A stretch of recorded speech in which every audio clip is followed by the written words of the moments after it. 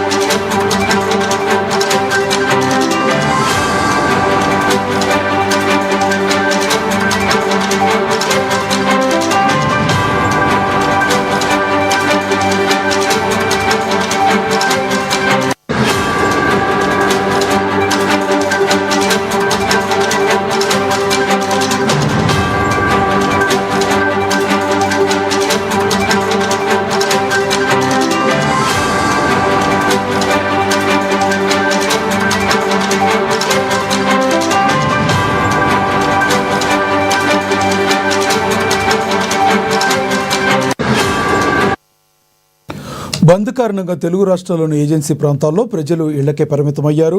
మరోవైపు తెలంగాణ ఛత్తీస్గఢ్ సరిహద్దు ప్రాంతాల్లో ములుగు జిల్లాలో సాయుధ బలగాలు హై అలర్ట్ ప్రకటించాయి. భద్రతా ఏజెన్సీలో పోలీసులు విస్తృత తనిఖీలు చేస్తున్నారు. ముందు జాగ్రత్త చర్యల్లో భాగంగా గత రాత్రి చర్ల, దమ్ముగూడెం, వెంకటాపురం, వాజేడు ఆర్టీసీ ప్రైవేటు వాహనాల రాకపోకలను నిలిపివేశారు. మావోయిస్టుల విధ్వంసానికి పాల్పడవచ్చనే అనుమానంతో పోలీసులు ముందు జాగ్రత్త చర్యలు చేపట్టారు.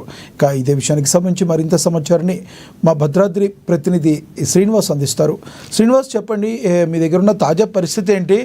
ప్రధానంగా మావోల యొక్క డిమాండ్ ఏంటి? ప్రధానంగా థ్యాంక్ యూ లక్ష్మీనాథ్. కేంద్ర ప్రభుత్వం ఆపరేషన్ కగారు ఏదైతే ఉందో కార్యక్రమాన్ని చేపట్టిన నాటి నుండి కూడా ఇప్పటి వరకు వందల సంఖ్యలో మావోయిస్టులను కోల్పోతున్నటువంటి యొక్క మావోయిజము అగ్రనాయకులతో పాటు కింది స్థాయి క్యాడర్ను కూడా పూర్తి స్థాయిలో కోల్పోయేటువంటి పరిస్థితి నెలకొన్నటువంటి నేపథ్యంలో ఈ యొక్క మావోయిస్టులు చర్చలకు ముందుకు రావాలని చెప్పేసి ఛత్తీస్గఢ్ ప్రభుత్వానికి అలాగే కేంద్ర ప్రభుత్వానికి లేఖలు రాసినటువంటి నేపథ్యంలో ఈ యొక్క 4-5 లేఖలు కూడా ఈ యొక్క విడుదల చేయడం జరిగింది. మావోయిస్టులు చర్చలకు సిద్ధమే, మాకు ప్రాణహాని తలపెట్టొద్దు, ఆపరేషన్ కాగార్ను తీసివేయండి అని చెప్పేసి పలుమార్లు కూడా కేంద్ర ప్రభుత్వాన్ని వేడుకున్నటువంటి నేపథ్యం ఉంది. ఈ సందర్భంలో ఈ యొక్క ఆపరేషన్ కగార్న్ అనేది ఆపేది లేదు. 2026 మార్చి నాటికి మావోయిజాన్ని పూర్తి స్థాయిలో తుడిచిపెడతామని చెప్పేసి కేంద్ర హోంమంత్రి అమిత్ షా తెలియజేసినటువంటి నేపథ్యంలో ఈ యొక్క అంటే అగ్రనాయకులు కూడా పూర్తి స్థాయిలో కోల్పోయేటువంటి నేపథ్యం ఉన్నటువంటి పరిస్థితుల్లో ఈ రోజు మావోయిస్టులు ఛత్తీస్గఢ్ అలాగే తెలంగాణ, ఒరిస్సా ఈ యొక్క సరిహద్దుల్లో ఉన్నటువంటి ప్రాంతాలను బంద్ పిలిపించినటువంటి నేపథ్యం కూడా కొనసాగుతోంది. ఈ యొక్క మావోయిస్టులు పూర్తి స్థాయిలో నాయకులను కోల్పోతున్నటువంటి నేపథ్యంలో ఎక్కడైనా ఏ విధమైన విధ్వంసాలకైనా పాల్పడేటువంటి పరిస్థితి ఉన్నటువంటి నెలకొని ఉన్నది. కాబట్టి ఈ యొక్క భద్రతా బలగాలు కూడా ఈ యొక్క రాకపోకలను నిలిపివేస్తూ గతంతో అంటే పోలిస్తే ప్రైవేటు వాహనాలు కావచ్చు, గతంతో పోలిస్తే మావోలందరూ కూడా లొంగిపోతున్న పరిస్థితిని మనం చూస్తున్నాం. పోలీసు అధికారుల ముందు లొంగిపోతున్నారు. మరి ఇదంతా చూస్తే వాళ్ళకు ఒక భయం పట్టుకుంది అనుకోవచ్చా? ఇదంతా మేఘపోతు గాంభీర్యంగా చూసే అవకాశం కూడా లేకపోలేదంటారా? మావోలు ఇక ఎటువంటి పరిస్థితుల్లో మా ఉనికిని కోల్పోతున్నాం అని వచ్చిన టైంలో, ఈ టైంలో చర్చలకు అంటే కేంద్ర ప్రభుత్వం అయితే సిద్ధంగా లేదని అయితే తెలుస్తుంది. రానున్న రోజుల్లో కేంద్రం మరింత దూకుడుగా వెళ్ళే అవకాశం ఉందంటారా? తప్పకుండా లక్ష్మణ, ఇప్పుడు పరిస్థితుల్లో కేంద్ర ప్రభుత్వం ఒకటే లక్ష్యంగా ఎంచుకున్నటువంటి పరిస్థితులు నెలకొన్నటువంటి నేపథ్యంలో, అంటే 2026 మార్చి నెలకు పూర్తి స్థాయిలో మావోయిజాన్ని అంతమొందిస్తామని చెప్పేసి ఆ యొక్క డెడ్ లైన్ పెట్టుకొని ముందుకు సాగుతున్నటువంటి నేపథ్యంలో ఈ యొక్క మావోయిస్టుల యొక్క కింది క్యాడర్లు, అంటే అగ్రనాయకులు లొంగిపోయినప్పటికీ కూడా కింది క్యాడర్లు మొత్తం కూడా ఈ యొక్క మా పోలీసుల ఎదుట ఛత్తీస్గఢ్ లో కావచ్చు, అలాగే మన తెలంగాణ రాష్ట్రంలో కావచ్చు లొంగిపోతున్నటువంటి సందర్భం ఉంది. ఇప్పటికే వందల సంఖ్యలో మావోయిస్టులు మన భద్రత తెలంగాణ రాష్ట్రంలోనూ అలాగే ఛత్తీస్గఢ్ రాష్ట్రంలోనూ లొంగిపోయినటువంటి నేపథ్యం ఉంది. ఈ సందర్భంలోనే మావోయిస్టులు తప్పని పరిస్థితులలో కేంద్ర ప్రభుత్వానికి ఈ యొక్క చర్చల కోసం పిలవండి, మేము శాంతి చర్చలకు సిద్ధమే అని చెప్పేసి పలుమార్లు లేఖలు కూడా రాసినటువంటి నేపథ్యం ఉంది. కాబట్టి వారు తప్పకుండా ఈ యొక్క ప్రాణభయము ఉందనే చెప్పుకోవడంలో సందేహం లేదని కూడా అర్థమవుతుంది మనకి. ఎందుకంటే ఈ యొక్క తప్పని పరిస్థితుల్లో అడవులలో అబూజుమడ్ అడవుల్లో కావచ్చు, అలాగే మామూలుగా మనకి ఉన్నటువంటి కర్రెగుట్టలు కావచ్చు, అణువు భద్రతా బలగాలు జల్లెడ పడుతూ వారి యొక్క నిఘా, అంటే వారి పైన నిఘా పెంచి, అంటే డ్రోన్ కెమెరాలు కావచ్చు, అలాగే భద్రతా బలగాలు కావచ్చు, బాంబు స్క్వాడ్ కావచ్చు, అణువు గాలిస్తూ వారి యొక్క కదలికలను పసిగడుతూ వారి వెంట వెళుతూ ఈ యొక్క లొంగిపోవాలని హెచ్చరికలు చేసినప్పటికీ అయితే శ్రీనివాస్, ప్రధానంగా ఈ పరిస్థితులు రావడానికి ప్రధాన కారణం సామాన్య ప్రజల్లో, గిరిజన ప్రజలు ఎవరైతే ఉంటారో ఈ ప్రజల్లో కూడా మావోల మీద ఇదివరకు ఉన్న నమ్మకాన్ని మావోలు కోల్పోతున్నారు అనుకోవచ్చా? ఎందుకంటే ఒకప్పుడు ప్రజల్లో చాలా బలంగా ఉండేవాళ్ళు, వాళ్ళు చాలా హెల్ప్ చేసేవాళ్ళు వాళ్ళకి. కానీ ఇప్పుడు ఎవరైతే ప్రభుత్వ అధికారులు ఉన్నారో వాళ్ళు హెల్ప్ చేస్తున్నారు వాళ్ళకి, మావోలు కొన్ని ఇబ్బందులు పెట్టిన దాఖలాలు కూడా చూసాం. కాబట్టి ప్రజల్లో, గిరిజన వాసుల్లో నమ్మకం కోల్పోవడం వల్ల కూడా ఈరోజు ఇలాంటి పరిస్థితి మావోలకు దాపరిచింది అనుకోవచ్చా? తప్పకుండా లక్ష్మణ, ఇప్పుడు పరిస్థితులు చూసుకున్నట్టయితే గతంలో ఉన్నటువంటి మావోయిస్టులు ఎవరైతే ఉన్నారో ఈ యొక్క పోలీసు బలగాలు, భద్రతా బలగాల కోసం అమర్చినటువంటి మందు పాత్రలు ఏవైతే ఉన్నాయో, ఈ యొక్క పశువులు కాసుకోవడానికి ఆ యొక్క గిరిజన గ్రామాలకు చెందినటువంటి పశువులు కావచ్చు, పశువుల కాపర్లు కావచ్చు, ఆ ప్రాంతాల్లో తిరుగుతున్నటువంటి నేపథ్యంలో ఈ యొక్క బాంబులు ఏవైతే ఉన్నాయో, అంటే భూముల్లో అమర్చిన అటువంటి బాంబులు ఏవైతే ఉన్నాయో అవి బ్లాస్ట్ అవ్వటము, పలువురు చనిపోవడం కూడా జరిగింది. పశువులు కూడా ఆ యొక్క బాంబులు పేలినటువంటి వాటికి ప్రాణాలు కూడా కోల్పోయినటువంటి పరిస్థితి ఉన్నది. ఈ నేపథ్యంలోనే ఈ యొక్క భద్రతా బలగాలు కూడా మావోయిస్టుల కోసం అడవులలో జల్లెడ పడుతున్నటువంటి, అంటే గతంలో అడవులలో జల్లెడ పడుతున్నటువంటి నేపథ్యంలో ఈ యొక్క మావోయిస్టులు మా వద్దకు రావద్దు, మీరు చేయబట్టే మేము పోలీసు అధికారులతోటి ఈ యొక్క భద్రతా బలగాలతోటి మేము ఇబ్బందులు పడుతున్నాము, మాకు ప్రాణభయం ఉంది, మీరు రావద్దని చెప్పేసి తెలియజేసినటువంటి సందర్భాలు కూడా ఉన్నాయి. అంటే గిరిజన ప్రాంతాల్లోకి ఆ యొక్క మావోయిస్టులను రాకుండా చేసినటువంటి పరిస్థితి కూడా చూసాం మనం. ఈ నేపథ్యంలోనే మావోయిస్టులకు అలాగే భద్రతా బలగాలకు గిరిజన గ్రామాల్లో ఉన్నటువంటి ప్రజలు ఈ యొక్క పడుతున్నటువంటి ఇబ్బందులు పడలేక కూడా వారిని దూరం చేస్తున్నటువంటి పరిస్థితి కూడా ఉందని చెప్పుకోవచ్చు లక్ష్మణ్. శ్రీనివాస్, ఇప్పుడు కేంద్ర ప్రభుత్వం తీసుకున్న ఈ నిర్ణయంతో మరి ఎటువంటి చర్చలు జరపడానికి సిద్ధం లేవని కేంద్ర ప్రభుత్వం చెప్తుంది. మరోవైపు ఇది రాజకీయ రంగు కూడా పులుముకునే అవకాశాలు కనబడుతుందంటారా? ఎందుకంటే రకరకాల వార్తలు వస్తున్నాయి. కొన్ని రాజకీయ పార్టీలు ఎటువంటి పరిస్థితుల్లో చర్చలు జరపాలి అంటుంటే మరి కేంద్ర ప్రభుత్వం చూస్తే దీని మీద గట్టిగా ఉంది. ఇది రాజకీయ రంగు పులుముకుంది అనుకోవచ్చా దీని గురించి? అంటే ఇప్పుడు చూసుకున్నట్టయితే మావోయిస్టుల యొక్క ఏరివేతను ఆపరేషన్ కగార్ ఏదైతే ఉందో ఆపాలని చెప్పేసి ఈ యొక్క మానవ హక్కుల సంఘాలు కావచ్చు, అలాగే కమ్యూనిస్ట్ పార్టీలు కావచ్చు, కొన్ని ఈ రాజకీయ అనుబంధ సంఘాలు కావచ్చు, ఉన్నటువంటి ఈ యొక్క మావోయిస్టుల అంతమొందించేటువంటి ఆపరేషన్ కగారును నిలిపివేయాలని చెప్పేసి పలు చోట్ల వారి యొక్క స్పందన కూడా తెలియజేసినటువంటి నేపథ్యం ఉంది. అంటే ఈ యొక్క ఆపరేషన్ కగారును నిలిపివేయాలి అని చెప్పేసి, మావోయిస్టులను అంతమొందించొద్దని చెప్పేసి తెలియజేస్తున్నటువంటి పరిస్థితుల్లో కమ్యూనిస్టు పార్టీలు కూడా ముందుకొచ్చినటువంటి నేపథ్యంలో ఈ యొక్క రాజకీయ రంగు పులుముకుంది అనుకోవడంలో సందేహం అని కూడా తెలుస్తోంది. అలాగే ఈ యొక్క ఆపరేషన్ కగారును నిలిపివేసే ప్రసక్తి లేదని చెప్పేసి కూడా కేంద్ర ప్రభుత్వం ఇప్పటికే పలుమార్లు తెలియజేసినటువంటి నేపథ్యం కూడా ఉంది.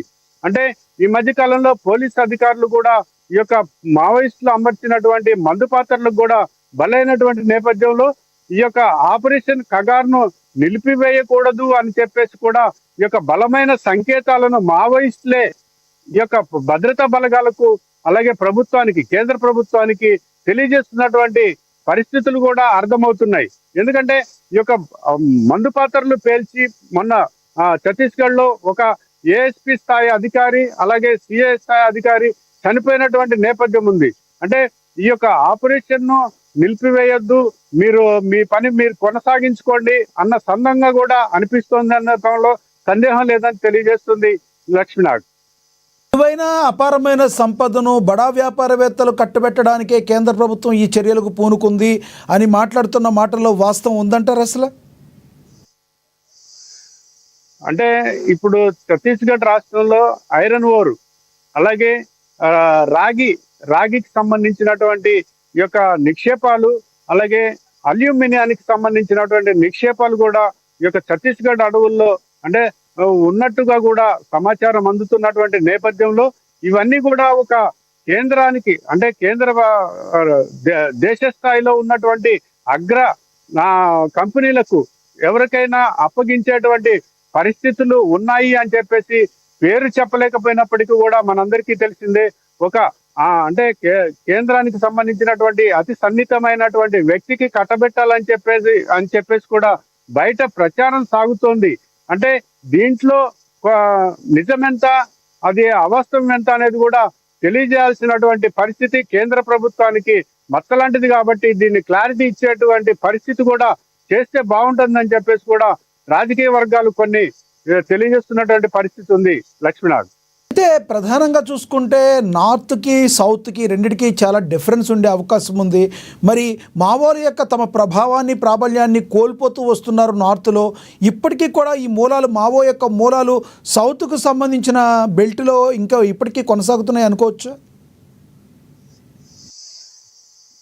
అంటే ఇప్పుడు చూసుకున్నట్లయితే లక్ష్మీనాథ్, మనకి నార్త్ కావచ్చు, సౌత్ కావచ్చు, ఎక్కడైనా కూడా ఇక్కడ మన దగ్గర అంటే ఛత్తీస్గఢ్, అలాగే ఒరిస్సా, ఆంధ్రప్రదేశ్, తెలంగాణ ప్రధానంగా ఈ యొక్క మావోయిస్టులకు అబుజ్మడ్ అడవులు కేంద్ర బిందువుగా పిలువబడుతున్నటువంటి నేపథ్యంలో మొదటగా ఇక్కడ ఉన్నటువంటి అడవులను జల్లెడ పడుతూ ఇక్కడి నుంచి వారిని నిర్మూలించుకుంటూ సౌత్కు వెళ్తున్నటువంటి పరిస్థితి ఉందని కూడా అనుకోవచ్చు. ఎందుకంటే ఇక్కడ ప్రధానమైనటువంటి అగ్ర నాయకులు తలదాచుకోవడానికి ఈ ప్రాంతాన్ని ఎంచుకున్నారు. కాబట్టి ఈ ప్రాంతంలో మనం తుడిచిపెడితే ఇక్కడి నుంచి మనం అక్కడికి వెళ్ళి వారిని కూడా అక్కడ కూడా తుడిచిపెట్టడానికి అవకాశం ఉంటుంది అని చెప్పేసి కూడా భద్రతా బలగాలు భావిస్తున్నట్టుగా కూడా మనకు అర్థమవుతుంది లక్ష్మీనాథ్. అయితే మావోలు ప్రధానంగా లొంగిపోతూ ఉన్నారు. లొంగిపోతున్న మావోలకు పునరావాసం కల్పించడంలో ప్రభుత్వాలు ఎంతవరకు చిత్తశుద్ధితో పనిచేస్తున్నాయి? లొంగిపోయిన మావోయిస్టులపై ఒక కన్నేసే అవకాశం ఉందంటారా? తప్పకుండా ఉంటుంది. ఎందుకంటే ఈ యొక్క లొంగిపోయినటువంటి మావోయిస్టులకు అక్కడ అడవిలో ఉన్నటువంటి ఇంకా ఎంతమంది ఉన్నారు, ఎవరెవరు ఉన్నారు, వారి యొక్క అడుగుజాడలు ఎక్కడెక్కడ ఉండేటువంటి అవకాశం ఉందని చెప్పేసి కూడా సమాచారం తీసుకోవటంలో వారి యొక్క విధులను వారు సక్రమంగా చేసుకునేటందుకు కూడా అవకాశం ఉంది. కాబట్టి ఇక లొంగిపోయినటువంటి మావోయిస్టులకు తప్పకుండా ప్రభుత్వం నుంచి వచ్చేటువంటి ఈ యొక్క ఆర్థిక సాయం కావచ్చు, వారికి కావాల్సినటువంటి అభివృద్ధికి కావాల్సినటువంటి ఏర్పాట్లు కావచ్చు, తప్పకుండా జరుగుతున్నటువంటి నేపథ్యం ఉంది. వాటిని అంటే ప్రభుత్వం ప్రవేశపెట్టినటువంటి పథకాలకు కూడా ఆకర్షితులై, అలాగే అక్కడ ఉండలేక అంటే ఇప్పుడున్నటువంటి ఆపరేషన్ కగారు లో భాగంగా అక్కడ ఉండలేనటువంటి పరిస్థితుల్లో కూడా వీరు లొంగిపోతున్నటువంటి పరిస్థితి ఉంది. ఈ నేపథ్యంలోనే ఈ యొక్క మావోయిస్టుల సంఖ్య కూడా ఆ, దాదాపు ఆ, పడిపోయిందని కూడా చెప్పుకోవచ్చు. ఎందుకంటే కొంతమందే ఉన్నారని చెప్పేసి కూడా మనకి సమాచారం అందుతోంది. వారిని కూడా తుడిచిపెడితే 2026 మార్చి నాటికి ఆ మావోయిజం అనేది తుడిచిపెట్టడానికి పూర్తి స్థాయిలో ఆ మ్, ఆ విజయం సాధించినట్టుగా భద్రతా బలగాలు చెప్పుకునేటువంటి పరిస్థితి కూడా రావచ్చేమో అని చెప్పుకోవడంలో సందేహం లేదని కూడా ఇప్పుడున్నటువంటి పరిస్థితులను బట్టి అర్థమవుతుంది లక్ష్మణ్. అయితే శ్రీనివాస్, మావోల యొక్క ప్రధాన లక్ష్యం ఏంటి? ఒకప్పుడు మావోయిస్ట్ అంటే భారతదేశం ఎప్పుడు కూడా అభివృద్ధి చెందుతుంది, కేంద్ర రాష్ట్ర ప్రభుత్వాలపై అందరూ కూడా నమ్మకం పెంచుకుని ఓటింగ్ సరళి అనేది కూడా పెరుగుతున్న పరిస్థితి. ఇలాంటి క్రమంలో మావోయిస్టుల లక్ష్యం ఒకప్పుడు పేద బడుగు బలహీన వర్గాలకి వాళ్ళకి జరిగే అన్యాయాన్ని ఆపటం అనేది, ప్రభుత్వాలకి వాళ్ళ న్యాయం జరగాలని ముందుకు వెళ్ళేవాళ్ళు.